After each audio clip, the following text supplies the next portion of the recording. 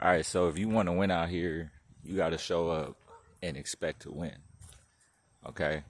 I don't know what I'm going to name this video, but I got this idea from a book that I think everybody should go read. I have not read it yet myself, but it's called With Winning in Mind. I believe an Olympic athlete wrote this book, but I digress. So if you read it before me, hey, let me know how it is. But anyway, winners, people who win all the time, right? Michael Jordan, Tiger Woods, all the top sports athletes, professional athletes, things like that. And it doesn't have to just be athletes, musicians, artists, CEOs, whatever. People who are successful, okay?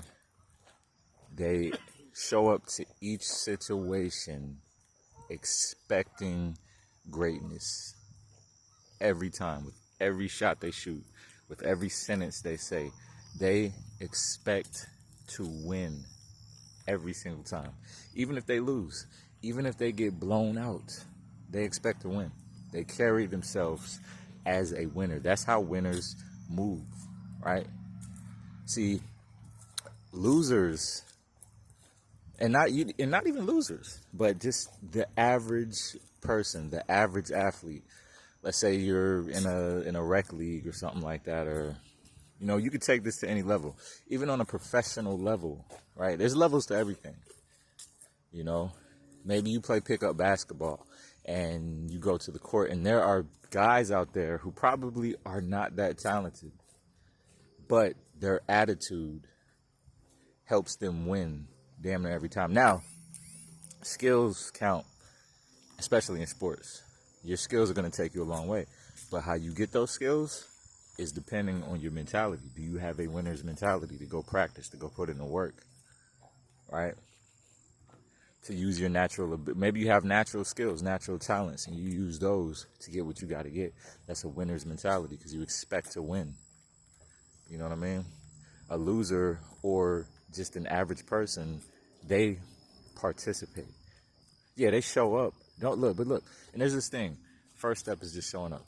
And look, I salute you. If you're going to do something, you got to show up. Show up. Do what you got to do. Make an appearance. But at the same time, a loser or average person, I hope I throw a good ball, or I hope I throw a good shot, or I hope I have a good speech or whatever. Or they just kind of, their expectations aren't that high. They're just, well, you know what? I showed up. I'm here.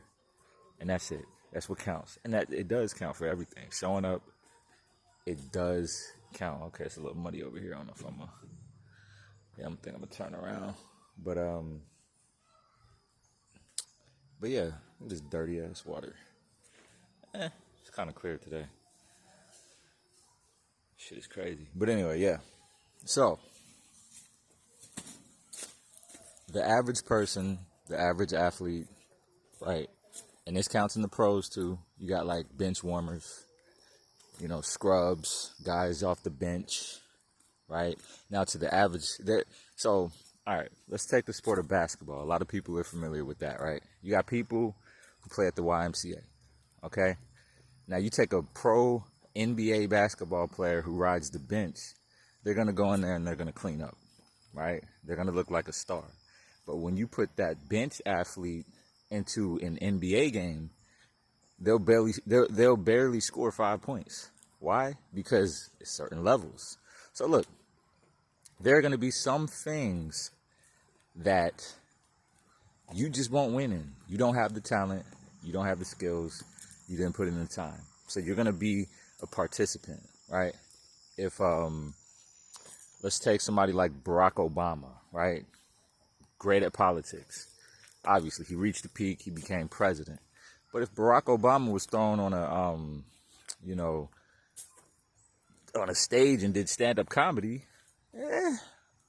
we'll all like applaud him for even getting on stage and telling jokes, and some people might laugh. But you put him up there with like Dave Chappelle and Chris Rock and Eddie Murphy and shit, like he's gonna get blown out, right? But we're gonna all remember, Barack Obama, he was there too, and so it's different levels to it. So, and it's another book that I think everybody should read. I actually read this one called Relentless by Tim Grover. And he talks about the concept of cleaners, closers, and coolers. And for anybody who hasn't read that book, it's basically a cooler is the participant. It's the, if we're talking about like NFL or NBA or whatever sport, it's the bench rider guy, right? The closer is like, who's a player everybody knows. The closer's like the clutch guy. He's gonna come in and he's like Ray Allen when he was on the Celtics. He's the closer. You give the ball to him, he's gonna hit a clutch shot, right? The cleaner is the Michael Jordan, is the LeBron James, is the Kobe Bryant, right? These guys are gonna come in and they're gonna dominate. Damn near every night, you know what to expect. You know to expect greatness. Now you can say LeBron isn't really a cleaner these days. He's kind of old and he's just kind of like a closer. But hey, it's neither here nor there. But you get the concept. So yeah, those are two books I suggest everybody reads with winning in mind. I can't remember the author. You can probably just Google the book and you'll find it. And then Relentless by Tim Grover. It talks about these things, and this is where I pulled these references from. So, but this is just my take on it. So, yeah, do what you got to do. And whatever you're trying to be good in, that one thing, remember, you're not going to be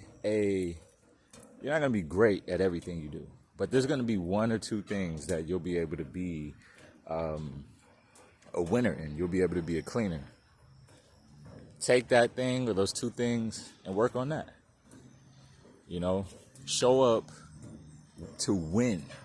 Show up knowing I'm going to win in this sport or in this thing. It doesn't have to be sport. It could be whatever. But show up with winning in mind. I think there's a book. See, my brain is all fried. I just mentioned the book, With Winning in Mind. So check that book out. Relentless and all that good shit, man. So, yeah, I'll check back in with y'all.